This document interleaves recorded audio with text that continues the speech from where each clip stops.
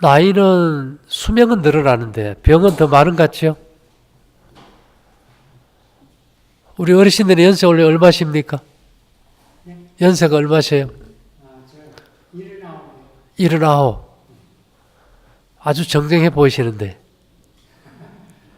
맨날 건강에 대해서 그냥 맨날 건강 이걸렸는지 건강에 대해서 보면서 예. 건강에 관심이 있다는 것은 생명에 관심이 있다는 거니까 좋은 거죠. 근데 그것이 이제 병적으로 염려증이 돼서는 안 되겠죠. 글쎄 우리가 이 건강이란 걸 건강을 바라보는 각도가 참 여러 가지예요. 그죠? 치료 방법도 오죽하면 옛날부터 병이 하나면 약은 1000가지, 10,000가지라 그랬으니까요. 저희가 여기서 하는 거는 병이 하나의 약이 1000가지, 10,000가지 얘기가 아니고 생명의 근본을 좀 알아가지고 그 원칙을 존중할 때 우리가 건강하게 살 수 있다는 원리인데요. 예를 들면은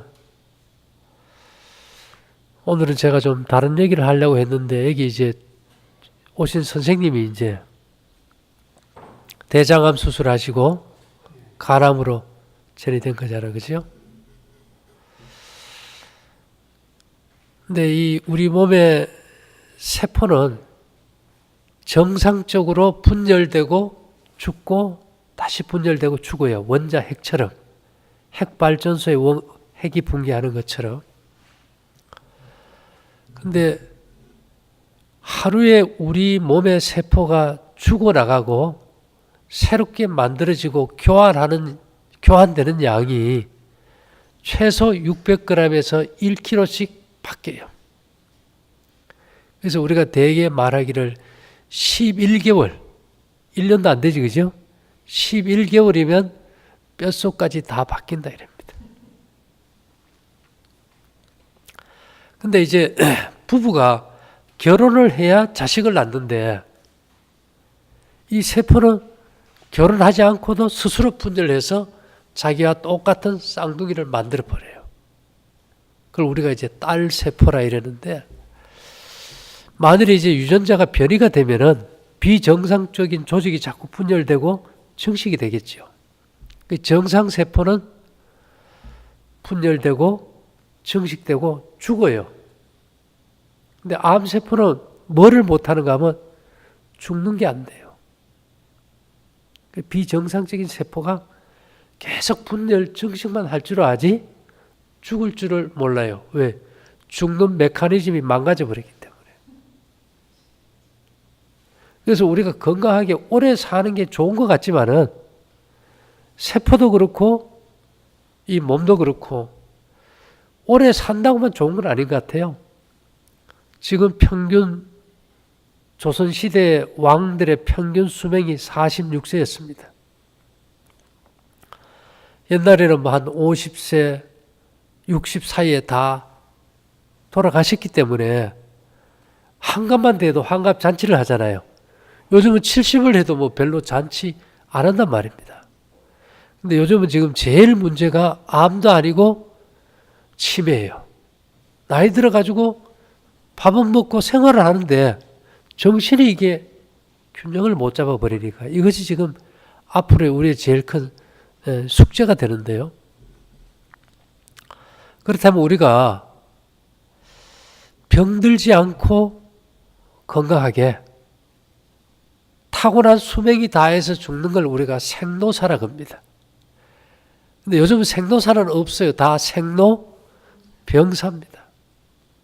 그래서 우리가 어떻게 건강하게 살아갈까가 지금은 롯데그룹 이번에 말이 많았잖아요. 그죠? 서울 가면 롯데타워가 이렇게 아마 짓는 게 보이는데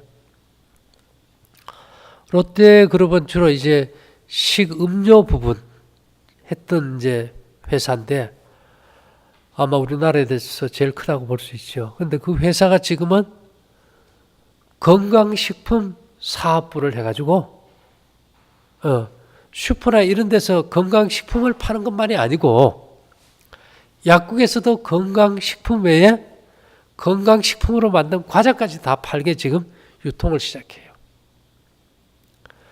우리 이제 어르신만이 아니고 지금 우리나라 전체, 선진국 전체가 건강 노이로제입니다. 우리가 지금은 뭐 스마트폰 차가지고 우리 심박동 재는데 이제 앞으로 이제 그런 기계 안 차요. 이제 옷에 모든 기기가 장착돼 가지고 우리 몸의 정보를 병원으로 이제 알려줘 가지고 금방금방 이제 체크하는 시대가 이제 다가오고 있어요.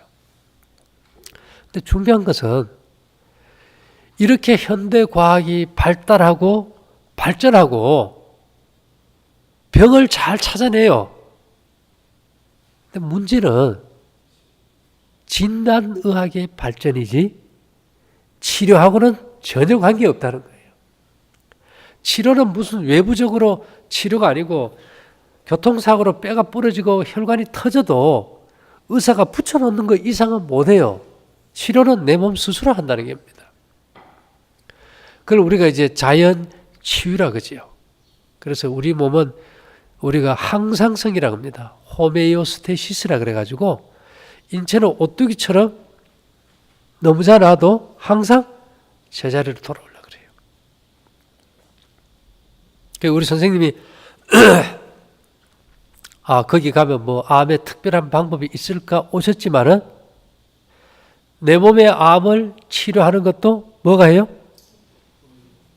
내 몸 스스로 할 수 있다는 것을 일단 믿어주는 거예요.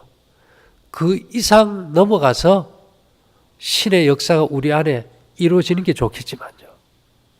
근데 환자가 제일 중요한 것은 치료의 힘이 외부에서 오지 않고 내 안에 있다는 걸 일단 확신을 해야 돼요. 그리고 이제 그 치료하는 생명의 힘은 피가 다 주관한다는 거예요. 그래서 성경에는 육체의 생명은 피에 있습니다. 피가 생명과 일체라 이렇게 합니다. 그래서 우리 몸에 이 병의 원인을 따져보면요. 흐름이 막힌 겁니다. 좋은 피가 만들어지는 것 이상으로 순환이 안 되면 괴사가 생기고 썩어버려요. 욕창도 노인들이 병원에 오래 누워있으면 등에 뭐가 생깁니까? 욕창이 생기는 게 순환이 안 되기 때문에. 우리가 순환이 안 되는 걸 어떻게 알 수 있는가 하면은 배고프다고 밥 많이 먹고 나면 힘이 납니까? 졸립니까? 이 내 쪽에 피가 안 가는 거예요. 위장 쪽으로 피가 많이 가고. 그래서 이 우리가 에너지의 흐름을 정상적인 상태로 돌려주는 방법이 뭘까를 찾는 게 우선이에요. 왜 그런가 하면은 축구를 할 때 말입니다. 우리나라를 이 축구 강국으로 키운 대표적인 인물이 누군가 하면 히딩크 감독이잖아요. 그죠? 이 사람이 한국에 떠고 와서 한국 사람들 축구하는 거 보니까 골키퍼는 골키퍼 자기 영역만 지켜요. 공격수는 공격만 하고 수비수는 수비만 하고 자기 영역을 안 벗어나려고 하는 거예요. 그 이상을 뛰어버리면 뭐가 없는가 하면 체력이 없어져요. 이 사람이 와서 하는 일이 뭔가 하면 매일 체력 단련만 시키는 거예요. 이게 누워가지고 다리 돌리기 뭐 뛰기 뜀박질 계속 체력 훈련만 하니까 아니 저렇게 해가지고 무슨 축구를 하겠냐 기술을 가르치지 이랬거든요. 근데 기초 체력을 딱 갖춰놓고는 이제 멀티플레이어 수비수가 공격수도 되고 공격수가 수비도 하고 그런 대표적인 인물이 누군가 하면 박지성이었어요. 이해됩니까? 우리 선생님도 뭔가 내가 지금 약한 몸에 뭘 자꾸 투여하려고 하지 말고 내 몸의 체력을 회복하는데 초점을 맞춰야 돼요. 그래서 체력을 회복하려면은 가장 중요한 첫째가 뭔가 하면은 이 에너지가 잘 순환되게 해야 되는데 그 에너지의 흐름을 막는 첫째 원인이 위장입니다. 왜 그런가 하면 우리가 식사 한 끼를 소화하는데요. 3시간 수면 잠자면서 충전한 에너지를 다 써버려요. 밥 3끼 먹으면요. 8시간, 9시간 잠잔 거 소화 하나 하는데도 다 에너지 다 소모돼 버려요. 그렇게 하다가 우리가 한 끼를 줄여버린다. 그러면 밥 한 끼 소화할 배터리 용량이 남아있겠지, 그죠? 이 에너지가 우리 몸에 치료를 해요. 어떻게 할까요? 우리 몸은 전기의 힘으로 움직이거든요. 밥솥에 꼽으면 밥을 하고, 세탁기에 꼽으면 빨래를 하고, 청소기에 꼽으면 청소하듯이.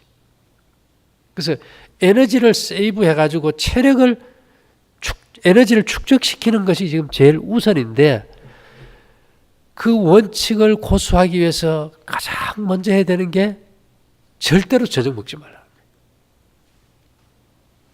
100명의 의사를 찾기 전에 저녁을 굶어라. 모든 병은 그 병 가장 잘 고친다는 의사 100명 찾아가는 것보다 저녁 굶는 게 더 중요한 거예요. 대개 모든 병은 저녁 먹어서 오는 병입니다. 암도 그래요. 우리 사모님 늦게 밥 먹고 자면 밤새도록 개꿈에 시달리고 입에서 냄새나고 아침이라 머리 멍하게 우울증 생기고 몸은 부어버리잖아요. 독소가 꽉 채요. 왜? 그걸 빼낼 에너지가 없기 때문에. 예. 예. 그래가지고 한 3, 4일 됐지 아까 전에 저 아팠는데 선생님 강의 원장님 강의 들어서 저녁을 굶었어요. 예. 그 다음 날부터 이 통증이 싹 사라져가지고 지금까지 안 아파요. 효염은 보셨는데, 그죠? 지금까지 안 아파요. 저녁 먹어서 암 환자가 통증 오는 게 3, 4일 안 먹으니까 통증이 없어져 버리잖아요. 그러니까 9월 10일부터 예. 14일까지 갑자기 통증이 심하게 와서 아팠어요. 예. 근데 저녁을 먹는 게 어떤 걸 먹었냐면 건강식으로 먹을 배워가지고 뭐 볶음곡식이 아니라 곡식을 먹으면 좋다 그래가지고 옥수수를 많이 먹었어요. 저녁을. 예. 여하튼 볶음 곡식일지라도 저녁은 먹지 마세요.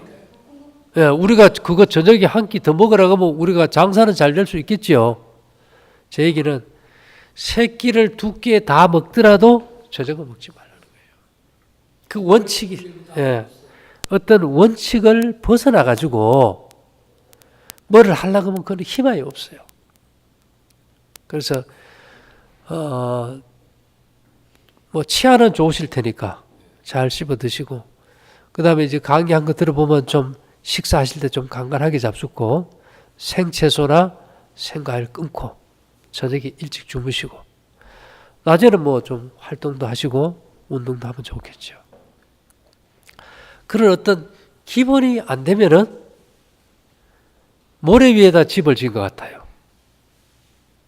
기초가 잘 돼 있을 때는 그 위에 뭐 집이 벽체를 다 깨내도 기둥만 남아 있어도 다시 리모델링이 될 수 있어요. 그러나 집이 아무리 좋아도 기초가 없으면 어떻게 됩니까? 무너져 버려요. 우리 인체의 기초는 소화력입니다. 그래서 그걸 꼭 명심하시고 그 다음에 이제 내 몸에서 스스로 이제 병을 치료할 능력이 없어요. 암세포를 죽일 능력이 없다 보니까 우리가 2차적으로 뭔가를 하는 걸 우리가 2차 면역기라 그래요. 내가 다리가 부러졌어요. 한쪽이. 기부스 했어요. 근데 그 기부스 했다고 해가지고 계속 찔뚝팔뚝 걷다 보면 문제가 생기겠지, 그죠? 그래서 다리가 붙을 동안은 뭐 합니까? 목발 짚고 다니잖아요. 그래서 요즘은 사람들이 왜 그렇게 건강보조식품에 열광을 하는가? 그 이유는 스스로 병을 이길 힘이 없다 보니까 2차 면역계를 쓰지 않을 수 없는 상황이 돼버렸어요. 근데 그런 것들이 뭐 값도 차이가 많고 여러 가지가 참 많이 나와 있어요. 이거 가면 이게 좋다, 저거 가면 저게 좋다. 정신이 없지 않습니까? 그러면 암은 뭔가? 최종적으로 암은 염증이에요. 염증이 생기고 그 독소가 유전자를 변이시킨 거예요. 그래서 암을 한마디로 요약하면 암은 염증이다. 겉으로 드러난 유방암 같은 거 터졌을 때 보면요, 살이 썩어서 송장 썩는 냄새가 나요. 그건 직접 맡을 수 있는 거니까, 겉으로 드러나서. 그럼 선생님 몸속에서도 지금 염증이 성한데 그 염증을 제거를 못하는 거예요. 그럼 병원에 가면 이제 방사선 치료하라 안 합니까? 그죠? 방사선 치료는 뭔가 하면 모든 세포를 구성하고 있는 그 분자 상태라는 것은 암세포의 최소 단위입니다. 그 단위를 더 분해하면 원자 상태가 되겠죠.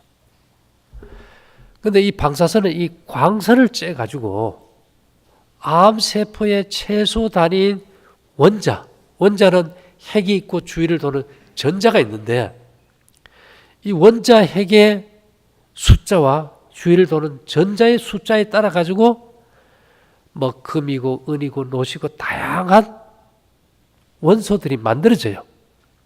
그러면 암세포를 형성하고 있는 그 세포에서 원자를 돌고 있는 전자를 튕겨내버리면 이게 암세포가 깨져버려요.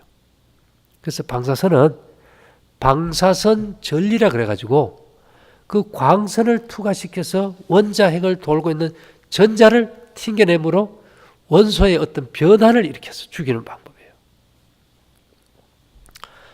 그 다음에 이제 우리 몸에서 자체적으로 암세포를 죽이는 게 우리가 백혈구라고 그러죠. 백혈구. 예. 백혈구가 하는 일은 주로 이제 한 두 가지가 있어요. 하나는 아포토시스라 그래가지고 이 암세포가 스스로 자살할 수 있는 물질을 암세포에 주입해요. 또 하나는 이 암세포도 백혈구도 뭐 무기가 있어야 암세포를 죽일 거 아닙니까? 그죠? 그 암세포를 죽이는 백혈구의 무기가 상처날 때 바르는 소독약 과산화수소예요. 거품 나는 거 알죠? 우리 소변 볼 때도 거품 납니까? 그게 과산화수소예요. 왜요? 신장, 방광, 요도는 항상 무균을 유지하려면 소독약을 만들어야 되니까. 특히 이제 균들은 단 걸 좋아 그래요. 당뇨 환자는 소변에 당이 많이 나오잖아, 그죠? 그럼 살균을 많이 해야 되니까 뭐가 많이 나와야 될까요? 거품이 많이 나오는 거예요. 어떤 데는 막 변기 가득히 나오다 보면 이거 뭐 이상이 있나 해서 병원에 가보면 당뇨라고 하는 거죠. 이 물에다가 H2O라는 물에다 산소 분자가 하나 더 붙어 있어요. 그래서 이 산소는 산소 원자 하나는 불안하게 붙어 있다 보니까 이제 세균을 만나면 이렇게 딱 스파크가 일어나요. 근데 스파크가 일어나려면 이제 어떤 변화가 있어야 되는가 하면 이 산소가 이제 마이너스를 띄어. 근데 우리 몸의 세포는 전부 겉이 플러스고 속은 마이너스예요. 근데 우리 선생님 모든 균들은 겉이 마이너스고 속이 플러스예요. 그러면 마이너스 길이는 잘 안 붙잖아, 그죠? 이 마이너스 길이가 탁 붙으려면 우리 선생님 연애 결혼하셨어요? 옛날에 다 중매했죠. 서로 눈이 맞을 때는 불이 탁 붙잖아요. 플러스 마이너스가 접촉이 돼야 스파크가 일어나지 않습니까? 그죠? 그와 같이 이제 이 백혈구도 이 과산화수소가 마이너스고 세균도 마이너스를 띠기 때문에 안 붙어요.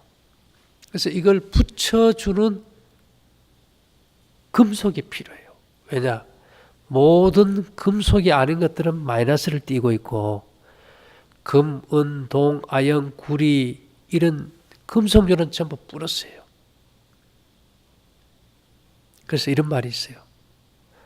암 환자는 몸 안에 은의 함량이 정상 사람의 10분의 1에서 20분의 1밖에 가지고 있지 않다. 은은 천년 항생제입니다. FDA에서도. 그래서 은이온이 이렇게 딱 들어가면 마이너스와 마이너스끼리 탁 붙이면서 스파크 일어서 세균의 껍질을 갖다가 어떻게 할까요? 파괴시켜버려요. 그래서 균을 죽이는 방법입니다. 그 다음에 이제 그렇게 하려면 이제 우리가 금속 이온이 많이 필요하겠죠, 그죠? 그래서 우리가 이제 성경에 보면 옛날 사람들은 은목걸이, 은팔찌를 참 많이 했어요. 지금도 인도 사람들은 뭐 합니까? 뭐 코에도 걸고 뭐 온 사방 그래요. 왜 그럴까요? 그 이 은이온이 몸 안에 들어가서 살균도 하고 염증도 없애주기 때문에 그렇게 아주 지저분하고 더럽게 살지만은 환경이 더럽지만은 그 사람들이 별로 전염병도 온다는 걸 별로 모르잖아요. 그래서 이 성경을 보면 다 은을 많이 썼어요. 성소도 은을 많이 썼고. 그 다음에 우리가 옛날에 녹그릇에 밥 먹은 적이 있죠. 구리가 굉장한 살균제입니다. 그래서 녹그릇을 쓴다든지. 또 옛날에 최고의 항생제는 뭐였는가 하면 수은이었어요. 임질, 매독 이런 거 아주 안 낫는 병은 다 수은 썼다고요. 그 영사라는 것도 수은입니다. 한방에서. 근데 이 수은이 제일 많이 들어있는 식물이 쇠비름이란 말입니다. 그 쇠비름이 뭐의 원료인가 하면 종기 빼는 이명래 고약의 원료예요. 이 줄기에 수은이 한 81 ppm 생것이 들어있다면 말렸을 때는 1400 ppm이 나옵니다. 그래서 이명래 고약 사서 딱 보면 마취연 써놨어요. 그래서 우리가 그 여성들도 그렇고 속에 이렇게 덩어리 있는 사람들 있잖아요. 그죠? 종기매로 덩어리 있는 사람들은 이 쇠비름이 원래 고대로부터 특효약이었어요.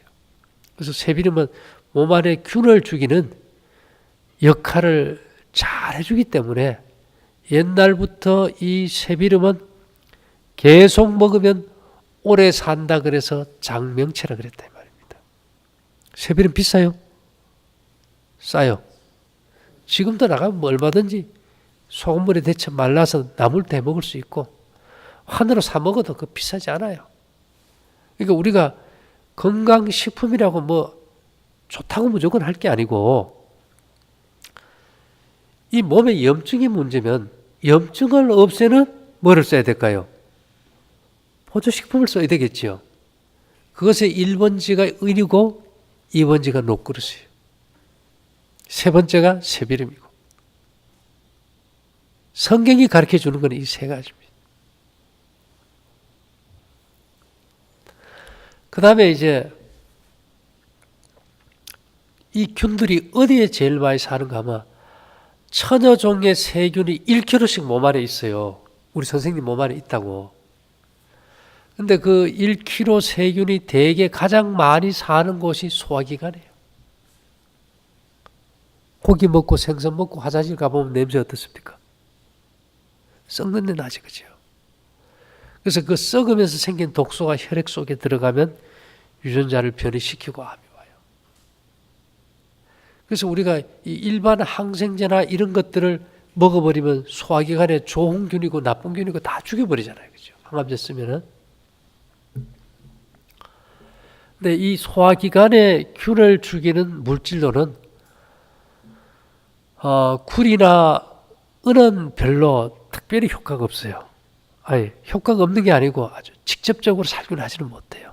이거는 우리 몸 안에 사는 거지. 이온 상태로 하는 거니까. 이 소화기관의 균을 죽이려면 뭘 써야 되는가 하면 방부제가 필요합니다. 우리 선생님이 지금 암 환자라고 딱 가정했을 때 구체적으로 내가 어떤 것들을 활용해야 2차 면역계로서 최소한의 도움이 될까? 이것이 좋다 하는 차원이 아니고 이것을 왜 써야 하는지를 제가 지금 얘기 드릴 거예요. 2차 면역계로 이 소화기관의 부패를 막는 첫째가 소금입니다. 생선이 막 썩는데 소금점이 넣으면 어때요? 안 썩어요. 그죠? 앙동, 강고등어가 그런 예 아닙니까? 저기 서해안에 가면 젓갈 같은 거 할 때 다 뭐 넣어요? 소금 넣어서 부패를 막아요. 혹시 우리 저 매실이라든지 뭐 어디나 딸기잼 할 때는 설탕을 넣어요. 그죠? 그것도 방부제예요. 안 썩어요. 그러면 소금이나 설탕의 방부 기능은 어떻게 되는가 하면은 삼투압 원리라 그래가지고요. 우리가 배추에다가 소금을 딱 뿌려놓으면은 배추가 쭈글쭈글해지면서 물이 빠져버리지 않습니까? 모든 균은 전부 액체 상태예요. 그래서 이제 이 소금이나 설탕은 이 균의 세포 내역을 쪽 빼가지고 말려 죽이는 방법입니다. 주로 이제 욕창이 생겨가지고 노인들이 항생제를 쓸 수 없고 이러면은 그대로부터 설탕을 붓어요. 상처에다. 그렇게 해놓으면 그 상처 주변에 있는 균들이 삼투압에 의해서 이게 체액이 빠져나와서 죽어버리고 이제 살이 아물어드는 거예요. 근데 지금 우리가 뭐 소금을 먹어도 지금 암이 와버리잖아요. 설탕은 외래 또 균의 또 먹이가 되기도 하고요. 그래서 이 성경에는 예수님이 탄생하셨을 때 동방박사가 선물로 가져간 것이 있어요. 교회 혹시 다닙니까? 거기 보면 황금과 유향과 몰약이 있죠. 유향과 몰약은 둘 다 송진입니다.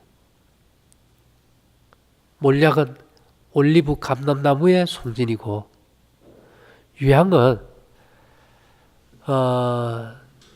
그 유향나무라는 게 있어요. 메스틱이라는 유향나무에 이제 송진을 뽑아가지고 놓은 거예요. 우리나라에도 감남나무 없죠? 예. 예, 지금 이제 우리가 메스틱이라는 유향은 그리스 키오스 섬에서만 나요. 그 나무를 온나무가에 송진인데 이것을 다른 지역에 심으면 나무는 자란데 송진이 없어요. 우리나라 소울나무에서 숨진 그거는 뭐 그렇게 연구돼서 밝혀진 게 없어요. 그래서 이제 그대로부터 이 송진이 얼마나 효과가 있었는가 하면은 프랑킨센스라는 유향은 아라비아 반도 남쪽 오만에서 주로 생산돼 가지고요. 그게 로마까지 가면은 황금하고 같은 무게로 바꿨어요. 옛날부터 말 그대로 금값이었어요. 금하고 같은 무게로 바꿨으니까. 20마리의 낙타에 싣고 간 유향이 4톤인데 그 양이면 현대 금액으로 금값을 했을 때 560억이랍니다. 그것을 갖다 사람들이 태우고 먹고 다 소비해버린 거예요. 그만큼 효과가 있었다는 거죠. 결국 우리가 2차 면역계로 뭐를 택할까 할 때는 제일 먼저 생각해야 될 것이 새로운 뭔가가 좋다는 것이 아니고 과연 이것이 역사 속에서 검증된 건가를 찾아야 돼요. 쇠비름은 성경에 양고기하고 같이 먹었던 쓴나물입니다. 지금도 이 터키나 있전 북부 아프리카 이쪽 사람들은 양고기 먹을 때 지금도 같이 먹어요. 그게 몸에 충과 균을 죽이기 때문에. 쇠비름은 그냥 생으로 생으로는 먹지 마시고요. 삶아가지고 그 물을 마시면 그건 도움에 말려서 쓰세요. 예. 자, 그래서 우리가 이제 이 유향과 몰약이 주로 이제 외용으로 썼지 먹는 걸로 안 나와서 그죠? 그래서 제가 보니까 구약에서는 이 성소에 이 떡상이 있었어요. 그 전병을 갖다 이렇게 올려놨을 때 이 제사장들이 그 떡을 먹을 때 유향을 뿌려가지고 먹었더라고. 근데 이 유향을 갖다 씹어 보면은 송진이라서 껌같이 되지 절대로 이게 안 녹아요. 그래서 저희가 이제 여기서 이제 몰약원이라는 것은 유향과 몰약, 송진을 수용성으로 돼서 흡수되게 해놓은 거예요. 그래서 길르앗에 유향이 있지 아니하냐 병들었을 때 성경에는 그 말이 있죠. 그래서 이 시대에 우리가 과연 이 유향과 몰약은 특별히 그람 음성균이라는 해로운 균에 특별히 작용해요. 그리고 입안에 충치균, 위에 헬리코박터균, 잇몸에 염증균까지 같이 죽입니다. 그래서 천연 물질이면서 내성이 없고 방부제로서 확실한 역할을 한다는 거죠. 이 몰약이 얼마나 효과가 있었으면 이집트 사람들은 죽으면 장례식을 전부 다 미라를 만드는데 그 미라를 할 때 전부 몰약을 갖다가 담가가지고 미라를 만들었어요. 그래서 1500년대에서 1800년대까지 유럽의 사람들은 이집트의 미라를 다 수입해다가 갈아가지고 가정상비약으로 다 팔았어요. 속이 불불 끓고 소 안 될 때 이것만 먹으면 다 속이 편해졌으니까. 지금 어느 정도까지 균이 많이 생기는가 하면요. 자가양조 증후군이라는 병이 있어요. 이것은 몸 안에 효면균이 너무 많아가지고 먹은 음식을 다 술로 바꿔버려요. 술을 안 마셔도 많을 때는 위스키 7잔 먹은 독한 술을 7잔 먹은 정도로 취하게 만들어버리는데 그 정도로 나쁜 균이 많이 산다는 거죠. 그래서 우리가 지금 어쩌면은 균과의 전쟁이고 면역 기능은 떨어져 있어요. 그럼 뭐가 좋다고 할 때 과연 그것이 내 몸 안에 장애를 주지 않고 균을 죽일 수 있는 면역 기능을 하는가? 또 그 물질이 역사 속에서 검증이 됐는가가 중요하다는 거죠. 그 다음에 이제 우리 선생님 같은 경우는 병원에 가면 이제 항암제 하다가 또 필요하면 이제 방사선 치료하잖아, 그죠? 이 방사선은 엄청난 에너지를 줍니다. 원자력 발전소의 핵 연료봉이 열을 냅니까? 엄청나게 열을 내죠. 그 열로 물을 끓여서 발전을 하는 게 원자력 발전소예요. 우리가 지구가 땅 속에서 마그마가 끓고 있어, 그죠? 용암이 분출되고 막 그 바위가 막 끓어가지고 터져 나온단 말입니다. 그러면 지구는 불을 안 뗐는데 어떻게 그런 용암이 끓을까? 그것이 땅 속에 있는 우라늄과 토륨이라는 방사능이 붕괴되면서 나오는 열에 의한 에너지라는 겁니다. 그런 방사능을 일으키는 토륨이나 우라늄 아주 미량이겠죠. 근데 인간의 몸 안에서 또 모든 식물 가운데 가장 많은 방사능 물질은 칼륨 40이라는 거예요. 이것은 이제 세슘이나 이런 것들은 인공 방사능이라고 합니다. 일본에서 요번에 뭐 원자력 발전소 사고 나는 거는 인공 방사능이고 이 자연 방사능은 그렇게 인체에 해가 없어요. 이것이 이제 지구 물질 중에 0.012% 정도 존재합니다. 근데 이런 것들이 주로 이제 우리가 먹는 곡식 뭐 다 들어있어요. 근데 선생님이 저 강의 들어보셨지만은 생과일이나 생채소 제가 못 먹게 하지, 그지요? 왜 그럴까요? 이 식물 속에 들어있는 이 칼륨 40이라는 이 방사능 물질이 생것을 먹을 때는 그냥 빠져나가 버려요. 섬유질 소화액이 없으니까. 그러나 우리가 곡식을 볶아 먹을 때는 세포질이 열리면서 분리되어 나옵니다. 그러면서 이것이 뼛속으로 들어가요. 장에서도 방사 에너지가 날 때는 배에 열이 나지만 이것이 뼛속에 들어가서 열을 내줘요. 그리고 이 방사 에너지가 변이된 세포를 전리를 통해서 파괴시켜버립니다. 그리고 우리가 암세포를 깨뜨리기 위해서 방사능 째는 거나 이치적으로 칼륨 40이 들어있는 음식을 제대로 먹어가지고 전리를 일으켜서 암세포를 파괴하는 거나 같은 원리인 거예요. 그래서 우리가 밥이 아니고 뭐가 좋다고요? 볶음곡식으로 만든 떡. 뭐 돈이 많이 들어서 못 해먹을 정도면 우리가 그 사이트에 들어가면 만드는 방법 자세히 해놨잖아요. 예. 그래서 이제 선생님 입장에서는 그러면 우리가 어떤 물질이 이 방사 에너지를 가장 많이 가지고 있는가? 표고하고 다시마입니다. 표고보다 다시마가 훨씬 더 많아요. 요리할 때 다시마 거의 들어가잖아요. 그죠? 그렇게 먹었을 때는 잘 분리가 안 돼요. 다시마 티각을 해서 먹는다든지 뭐 좀 태워가지고 볶아가지고 다시마 차를 좀 드신다든지 뭐 여러 가지 방법이 있겠죠.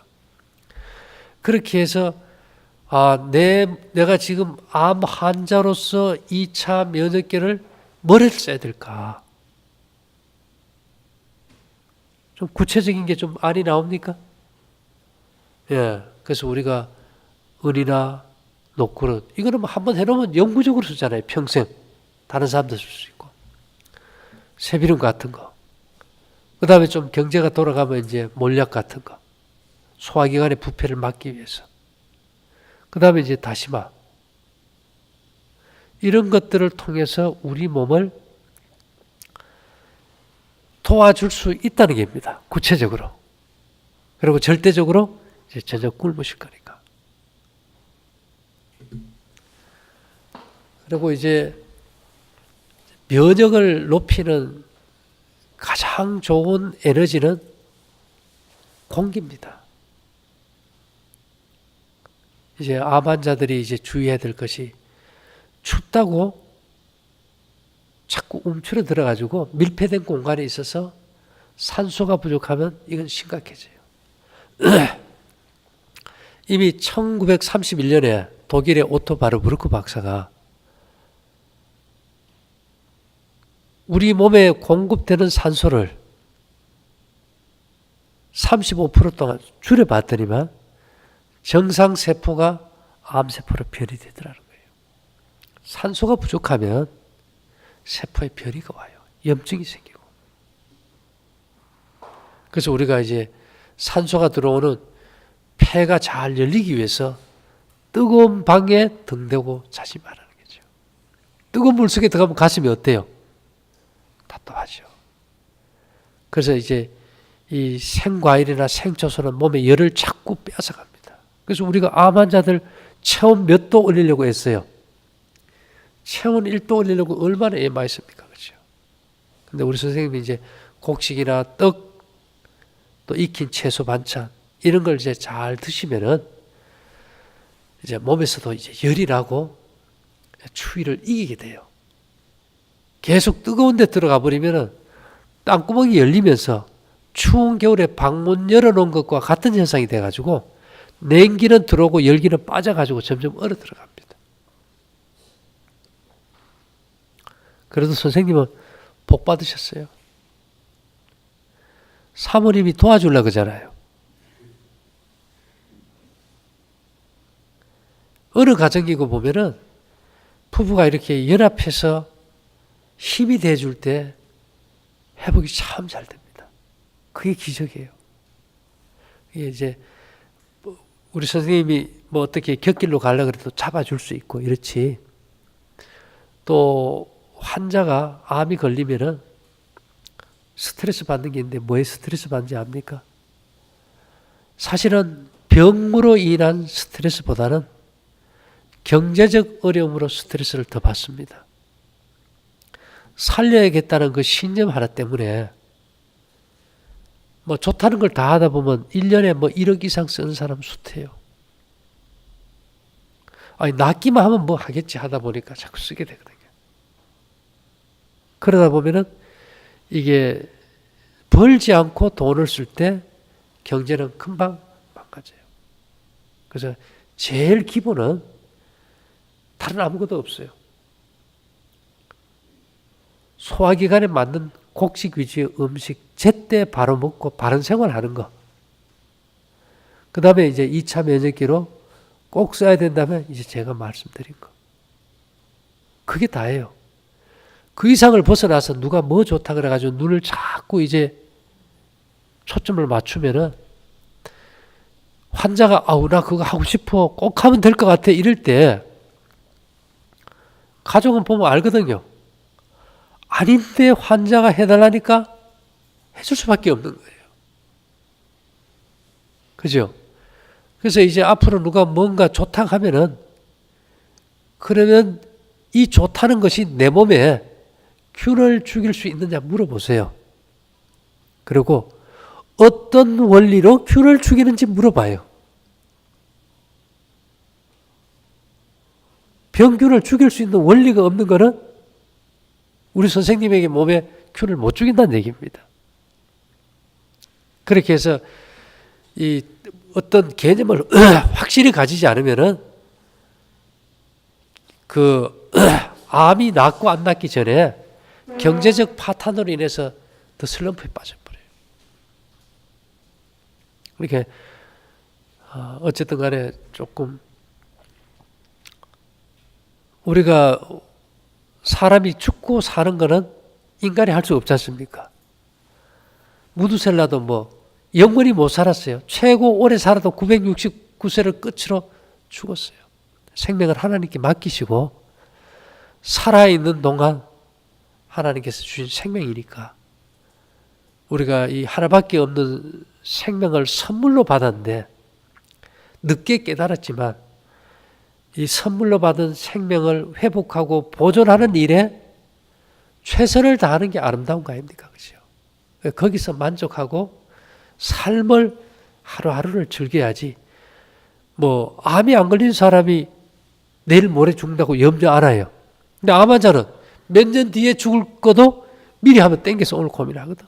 그럴 필요 없어요. 내일 일은 내일 맡겨버리고 오늘 내가 아는 지식 빛 가운데서 최선을 다하고 그냥 만족하고 감사하세요. 특히 신앙생활 하시니까.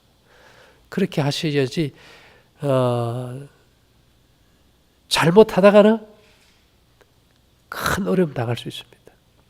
그 어려움이라는 것이 뭐 어차피 우리가 생명을 한 번 간다면은 문제가 달라 단순히 생각하지만은 요즘 이 불경기의 경제적 파탄은 정말 회복하기 힘들어요. 그렇기 때문에 지혜롭게 생활하시면 좋을 것 같아요. 예, 잠깐 기도드리고 마칠게요. 사랑하신 주님, 오늘 저희들 당신의 사랑하는 아들이 암으로 인해서 고통당하는 상황에 우리가 함께 마주하고 대화할 수 있는 시간 주셔서 감사합니다. 회복이 더디 될지라도 하나님 안에서 인내하는 믿음을 갖게 도와주시고 온 가족의 협력을 통해서 빠른 회복이 있기를 기원합니다. 모든 것 하늘에 맡겨오니 하늘의 섭리에 인도하심이 함께하여 주시옵소서. 우리 모두가 또한 이 마지막 세대를 살아가면서 강건할 수 있도록 도와주시기를 예수님 이름으로 기도 올리옵나이다. 아멘. 예, 와주셔서 감사합니다. 뭐 질문 있으면 하세요. 제가 이렇게 몇 가지 적어왔는데요. 예. 작년 9월 26일 날 제가 수술을 받고 대장암 수술이요? 네, 대장암 수술을 받고 막바로 이상우 박사 예. 예. 거기를 이제 가게 됐어요. 예. 그런데 그때 간 쪽에 한 3cm 정도 저리가 됐다 그러더라고요. 예. 예. 근데 항암 치료 뭐 그런 거 안 받고 그냥 막바로 갔죠. 가서 이제 거기서 9박 10일 하고 와서 예. 집에서 이제 똑같이 이제 거기식을 하다가 너무 좀 시기가 좀 그런 것 같아가지고 한 달로 해가지고 하동에 있는 외대 예. 예, 거기 신차선 원장님 계시는 데 거기를 갔거든요. 거기서 이제 이야기를 들었는데 현미밥을 압력밥솥에다 하면은 모든 영양소가 파괴된다는 얘기를 들었거든요. 그게 사실인지 그게 좀 궁금하고요. 그다음에 이제 거기다가 물을 하루에 뭐 1.5리터 이상 그냥 마시라고 하더라고요. 무조건 좋으니까. 그래서 이제 하루에 좋다 그래서 아침에 일어나면 1리터 마시고, 그 다음에 점심 때 식사 후 30분 전에 한 700ml 마시고, 저녁에 이제 자기 전에 과일만 나오더라고요. 저녁에요. 과일 먹기 전에 이제 또 한 700ml 마시고. 근데 속에서 뭐 거부 반응은 없더라고요. 그렇게 이제 또 생활을 했고요. 그 다음에 이제 거기서 얘기하는 거는 과일하고 아침에는 익힌 채소를 먹고 점심에는 그 생야채를 많이 먹어라. 예. 그래서 많이 나오더라고요, 생야채가. 그래서 이게 검증된 거냐 했더니 모든 과일과 채소에는 효소가 있기 때문에 일단 뭐 사람 몸에 들어가면 그게 막 반응을 일으켜가지고 좋다 그러더라고요. 그런 줄 알고 이제 그렇게 한 달을 하고 집에 와서 똑같이 한 3개월 했어요. 아침에 6시에 일어나서 물 마시고 건강식하고 점심때 건강식하고 이런 식으로 하다가 병원에 가니까 1.5cm가 커졌어요. 그래서 그 병원에서 지금 이거 뭐 잘라내고 항암 치료하면 그냥 완치되는 거니까 하자. 그래서 어차피 나는 시작된 거기 때문에 안 한다. 그래서 이제 거의 돼가지고 이번 9월 10일 날 갔더니 7.6cm로 커졌더라고요. 근데 이제 건강에는 뭐 다니고 뭐 좀 하루에 2시간씩 산에 다니고 그래도 아무 이상 없었거든요. 근데 아까 말씀드린 것처럼 9월 10일부터 13일까지 한 3일 동안 옆구리가 아파가지고 굉장한 통증을 느꼈어요. 근데 집사람이 이제 요 근래에 원장님 그 세미나를 보시고 볶음국식을 시켜가지고 9월 16일부터 이제 아침 저녁하고는 이제 아침은 마찬가지로 현미밥에다가 익힌 채소 먹고 점심은 현미밥하고 이제 떡만 먹고 익힌 채소 한 2가지 이렇게 먹고 있거든요. 근데 제대로 하는 건지 그래서 이제 이렇게 일단 우리가 현미 제일 기본이 송충이는 솔잎, 누에는 뽕잎, 그죠? 그 소화기관에 따라 음식이 다르지 않습니까? 기억할 건 우리 몸에는 채소 소화기 없다는 거. 섬유질 소화기 0%예요. 검정쌀 밥해 먹고 화장실 가보면 어때요? 현미도 마찬가지예요. 그 안에 우리 몸에 체력이나 면역력을 주는 미네랄이 있는데 이건 태워야만 나와요. 그래서 성경이 볶음국식을 먹게 한 거예요. 제가 먹게 한 게 아니고. 그러나 그 미네랄이 흡수가 안 되면 에너지가 없어버리니까. 그 다음에 생채소, 생과일을 못 먹게 하는 이유가 이 질산염 상태로 질소가 들어있는 것이 이제 생채소나 생과일을 많이 들어가지 않습니까? 그러면 이게 입과 위장에는 아질산균이라는 다양한 균에 의해 가지고 NO3라는 질산염에서 산소 하나를 띠면 NO2라는 아질산염이 돼요. 이거는 어떤 영향을 미치는가 하면은 세포, 여기에 이제 몸 안에 아민이 이제 결합이 되면 한 90여 종의 화학물질이 발생이 되는데 이거는 간, 독소, 세포, 돌연변이, 암, 기형을 일으켜요. 그래서 이게 그러면 내가 질소가 중독이 된 걸 어떻게 하느냐. 질산염이 아질산염으로 바뀌었을 때 가장 강력한 첫째 반응은 이뇨제예요, 이게. 우리 선생님 자다가도 소변 보러 갈 거예요. 2번씩 갔어요. 그러니까 이거는 잠을 푹 자야 되는데 저녁에 자서 아침까지 소변을 한 번도 안 봐야 돼요. 근데 자꾸 계속 소변 보러 간다는 거는 이미 아질산염 중독이에요. 아질산염이 어떤 역할을 하는가 하면은 가장 강력한 특징은 이 거머리가 이렇게 피를 빨아먹기 위해서 이게 살이 딱 붙지 않습니까? 그죠? 그와 같이 이게 악성 종양은 스스로 점액을 분비하면서 새로운 신생혈관을 만들어서 혈관에다 딱 붙여놓고 혈액 속에 당분을 빨아먹어요. 그러면서 카케시아라는 맹독을 뿜어가지고 암세포가 커서 죽는 것이 아니고 암세포가 내뿜는 독소에 의해서 세포가 괴사되거나 폐혈증으로 죽어요. 그러면 이 암세포에 이 영양을 공급하는 혈관을, 신생혈관을 제일로 잘 만들어주는 물질이 아질산염이에요. 생과일이나 생채소 먹었을 때 들어오는 그 질산염이 바뀐 아질산염이에요. 그래서 생채소나 생과일 먹으면 암이 급속도로 자라버린 거예요.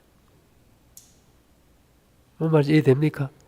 그래서 우리가 그 노루나 산토끼가 올무에 걸린 걸 산채로 잡으면 막 빠져나가려고 그러다 이 홀쳐서 상처가 났잖아요. 자연 상태에서는 한 달이 걸려야 이게 아무는데 아질산염을 투여하면 일주일이면 다 재생이 돼버려요. 그래서 이 지금까지 발견된 물질 중에 신생혈관을 제일 잘 만드는 게 아질산염이에요. 그게 질산염에서 만들어지기 때문에 못 먹게 하는 거고. 또 우리 몸에서는 이게 산소가 들어가야 세포도 산화시킬 뿐만 아니라 생명력이 증진이 되는데 공기 중에 0.1%의 연탄가스, CO가스가 있으면요. 우리가 여기에 30분에서 4시간 내에 다 죽어버려요. 산소가 21% 있어도. 왜? 적혈구의 그 헤모글로빈은 산소와의 결합이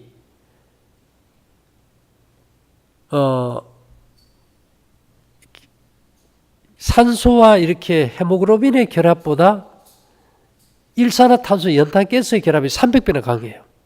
연탄가스는 0.1%만 있어도 산소가 있음에도 불구하고 우리가 연탄가스 중독으로 죽어요. 근데 이 헤모글로빈은 아까 말한 그 아질산염과의 결합이 산소와 결합보다 270배나 강해요. 그래서 이 생채소나 생과일을 계속 먹게 되면요.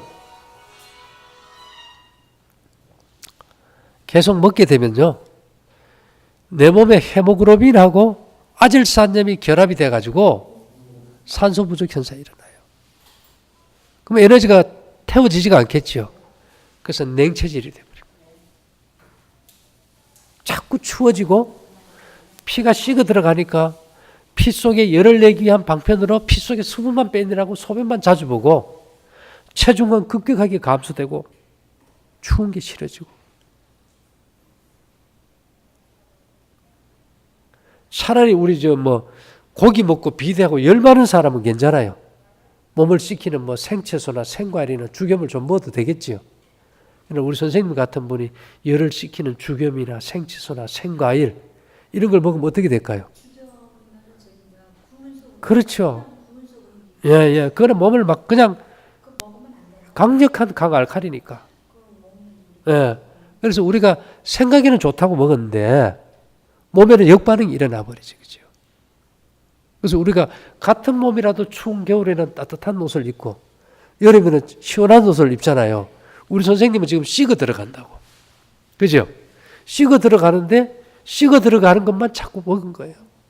그러니까 피가 식어서 내가 죽게 되니까 피 속에 수분 빼내라고 소변만 자주 보고 사는 거예요. 화장실만 붙들고 사는 거예요. 그래서 물을 그렇게 마시면은 우리가 70kg인 사람이 물이 50kg예요. 병원에 가면 닌게르 주사가 0.9% 소금물입니다. 5, 9, 45. 450g 정도의 소금이 있어야 돼요. 배에서 아마 꿀꿀꿀 하고 물소리 나면 날 때 있죠. 소금 부족이에요. 그래 되면 에너지가 흐르질 않아요. 영양 흡수도 안 되고 심하면 손발이 저리고 다리에 쥐가 나고 기억력이 없이 멍해져 버리고 그러니까 결국은 생활 습관이 잘못돼 가지고 내 생명력을 더 빨리 단축시켜요. 차라리 그래서 이런 경우를 우리가 뭐라 하면 아는 게 병이고 모르는 게 약이라는 거예요. 잘못 알아버리면 그걸 더 열심히 해버리니까.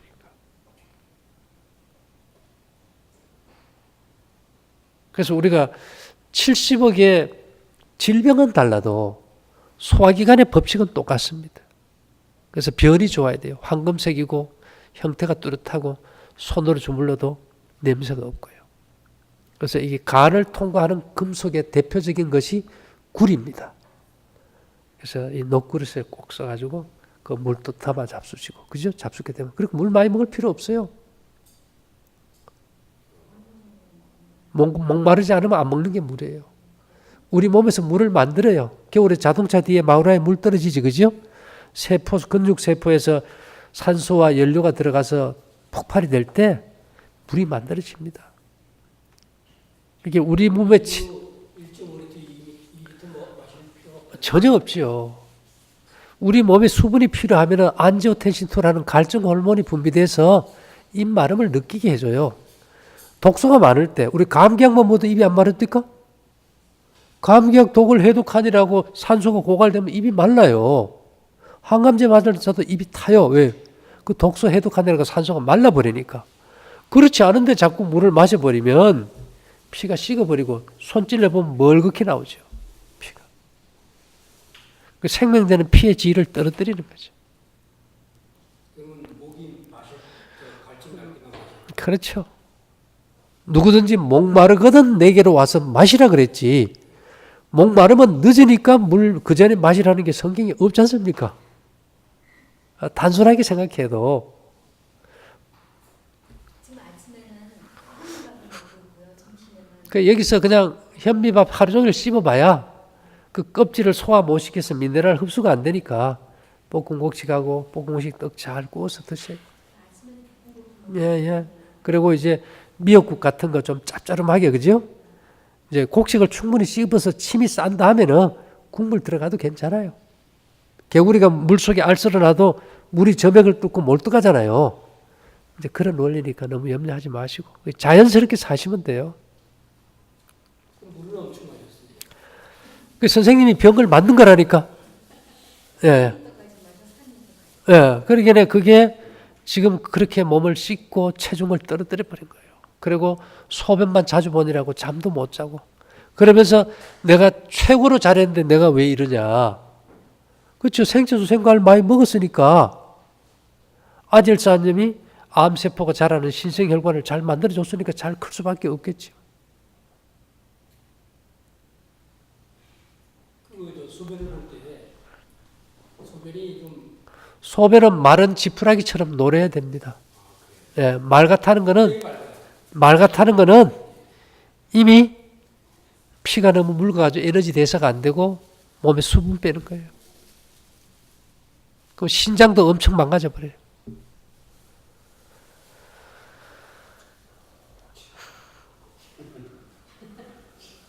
병원에서도 이렇게 소변 검사하잖아요. 그러면은 그게 좀 묽으면은 좀 그렇잖아요.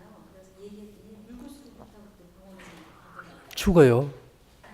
예, 몸이 식어들어가니까. 이 콩팥이 1시간에 2번씩 피를 걸러주지만 신장도 피를 통해 영양을 얻어먹어야 기능이 돌아가는데 그냥 묽은 물만 신장이 돌아버리니까 기계가 망가져버리죠. 오늘 선생님만을 위해서 오늘 제가 특별히 강의하게 합니다. 나는 그 뭐 이상구 박사님이나 저 하동 최차순 집사님인데 갔다 완 줄은 몰랐어요. 물어보지도 않았고 이제 뵀을 때 내가 볼 때 좀 차고 냉해 보여서 어쨌든 그 우리 몸의 생리학이라는 것은 불변의 법칙입니다. 70억이 똑같은 몸의 구조잖아요. 이거는 우리가 거의 그래서 매주 강의를 해서 올라가잖아요. 한 2개씩 올라가요. 그것만 쭉 들어도 이제 생각이 잡힐 거예요. 그러니까 이제 뭐 이것저것 대조를 해보세요. 강의하는 사람들이 한둘이 아니지 않습니까? 그죠? 해보고 어느 것이 원칙인지를 판단하면 좋겠어요. 우리 어르신들은 뭐 질문 있습니까? 저요 뭐 질문한 거 없고요. 뭐 강의한 거 다 듣고 오셨다면서요? 한 60개 들었어요. 예, 60개면 뭐 한 반 이상 들으셨네. 저희가 그래서 적었는데 그 좀 어려운 낱말 예, 그런 거 나올 때는 알아듣기 쉬워요. 죄송합니다. 주의하겠습니다. 지금도 느꼈지만 어떻게 좀 칠판을 써서 제목도 쓰고 그다음에 어려운 낱말이 나올 때도 써서 이렇게 했으면은 거기 거기서 써. 그거 못해가지고 쿠사리 많이 먹고 있습니다, 지금도. 뭐라고 말씀하셨는지 유형과 모략 그 하도 많이 들어서 이제 낱말을 아는데 발음은 유형과 모략인데 뭐라고 쓰는지 그걸 아직 알지 못해요. 이제 우리가 다음부터 할 수 있도록 할게요. 꼭 할게요. 예. 그거 하나하고 지금 우리가 지금까지 내가 79까지 살았는데 예, 지금까지 밥 먹고 살았어요. 예, 쌀 먹고. 예. 얘는 아주 어렸을 때는 몰라 먹고 그렇게 살았는데 지금까지 살아왔다 이거예요. 그럼 어떻게 지금까지 볶음국식도 안 먹고 채소도 맨날 같이 먹고 그랬는데도 이렇게 살아왔는데 좀 의문이 많이 가는 것이 예, 90살까지 담배 피우고도 건강하신 분들이 있어요. 예. 저희 아버님도 술 잡수시고 담배 피우시고 84세에 돌아가셨으니까 옛날 분들이 84시면 많이 사신 것 같아요. 예, 그렇죠. 예. 근데 지금은 84시면 어르신이라고 그렇게 이제 이렇게 생각하세요. 음식이 맞고 안 맞고는 대변 보고 조사하면 제일 맞습니다. 네, 저는 이 나이 때까지 선생님이 얘기하신 그대로 되질 않아요. 변이요. 항상 묽고 예, 채소를 많이 먹으니까 거의 푸른 예, 소화가 안 되니까 썩고 가스만 차고 방구만 끼죠. 것이 거의 한 7, 80. 예, 이제 볶음국식하고 떡 드시면 가스도 안 차고 배도 따뜻하고 이제 모양을 갖추게 되죠. 근데 제가 지금 생활하는 것이 20만 원밖에 없잖아요. 집에서 그 쌀 사셔다가 뭐 남자들도 요리할 수 있어요. 한번 해보세요. 그런데 이렇게 그것도 하는 걸 이렇게 들었는데 나는 항상 음식 만드는 건 0점이에요. 0점이에요. 밥 하는 건 되는데 반찬으로 아니 그 자녀들이 없습니까? 혼자 사세요? 아니 그렇지는 않은데 예. 연금이 없으니까 이제 주는 것도 돈이 필요구나 하는 생각에 그냥 거기에 대한 스트레스가 굉장히 많아요. 돈이 그래서 밥만 먹고 이렇게 이제 생활하는데 채소도 먹고 그러는데 어쩔 수 없이 아니 그러면 밥 드실 때 채소 충분히 익혀 드세요. 그렇게만 해도 좋아집니다. 생거 드시지 않아도. 그런데 옛날에 다 생채소 먹고 살았잖아요. 그러면 옛날에는 괜찮았었는가? 괜찮은 게 아니고 감각 없이 살았지요. 그래서 우리가 조선시대 왕들은 매우틀이라 해가지고 나무 변기를 가지고 매번 대변을 받아서 궁중 내의원들이 맛도 보고 색깔도 보고 다 확인했잖아요. 우리가 요즘은 똥은 싸러 가지만 대변은 보러 가지 않습니까? 그러면서 이것이 내가 경험으로 이 음식이 맞고 안 맞고는 다 알 수 있는 시대예요. 거기에 대해서 옛날에 했기 때문에 왜 안 되냐? 지식이 바뀝니다. 세월이 바뀌고 지식이 바뀌고 우리 몸을 알아가는 각도가 바뀌어지기 때문에 한번 해보세요. 네. 저는 건강에 대해서 제가 수시침을 배웠어요. 왜 배웠냐면 하도 소화가 안 돼서. 근데 지금 그거 배우고 나서부터 배 아픈 기가 없어요. 한 20년 동안 20년 됐는데 배 아픈 게 별로 없어요. 그렇지만 하여간 소화가 안 되는 것이 이제 소화 안 되는 거 뭐 탓할 거 없이 위장이 쉴 수 있도록 저녁만 안 드시면 뭐 아주 편해지는데요. 근데 예. 우리가 저녁을 굶는다 하는 것은 처음 듣는 얘기예요. 3번 꼭 먹고 그랬는데 나는 그 전서부터 아이 그러면 밥 한 끼만 먹고 살았으면 좋겠다 그런 적이 많았어요. 근데 한 끼 굶으라니까 아주 좋아요. 밥 먹는 시간에 책보지 그거 예? 그런 생각이 들어가니까 한데 지금 내가 어떤 일이 생겼냐면 저녁을 굶으라고 오셔서 아침도 쌀밥, 점심도 쌀밥 먹고 이제 안 먹었어요. 이게 며느리가 그냥 야단 밥송이죠. 그런데도 안 먹었는데 요즘 뭐가 생겼냐면 물도 안 먹어서 그런지 밤에 자다가 깨면은 입이 말라요. 물은 잡숴야죠, 목마르면. 입이 마르고 이상하게 입이 마르고 그래서 저녁에는 하도 이상해서 물을 먹었어요. 찬물을 먹었어요. 그 저녁을 굶으면 몸에서 열이 나요. 열이 나서 그래요. 괜찮아요, 그거는. 그랬더니 조금 좀 괜찮은 거예요. 예, 예. 그래서 한번 예. 굶더라도 저녁을 굶더라도 소금물 좀 먹어볼까 하는 그런 생각. 네, 뭐 괜찮습니다. 뭐 연세도 있으시니까. 그전에 내 감기약을 약간에 안 먹거든요. 근데 감기 들어서 병원에 가서 이제 감기약을 먹을 때 이게 침 말리는 거 입안이. 네, 그러니까 그 약독 해독하니라 그래요. 내리고 관뒀는데 소화 안 돼서 약 먹으면 또 치료를 해줘요. 그런데 그때 그 이후부터 입 말리는 게 생겼어요. 예, 점심 먹고 저녁을 굶었더니 밤에 그냥 입 말리는 거. 그 약독 뺀이라 그런 거니까 다 빠지면 괜찮아져요. 아니 그런데 흰쌀밥 먹고 점심 먹고 굶어도 괜찮을까요? 영양 부족하면.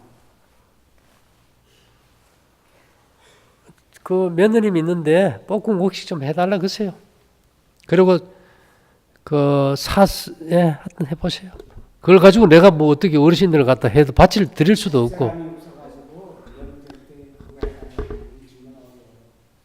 그랬더니 며느리 이렇게 생활하고 가만히 보면 걔도 2끼밖에 안 먹어요. 그래요. 우리가 밥 먹을 때 됐으니까 이제 식사하시고 그래 한번 봅시다. 예.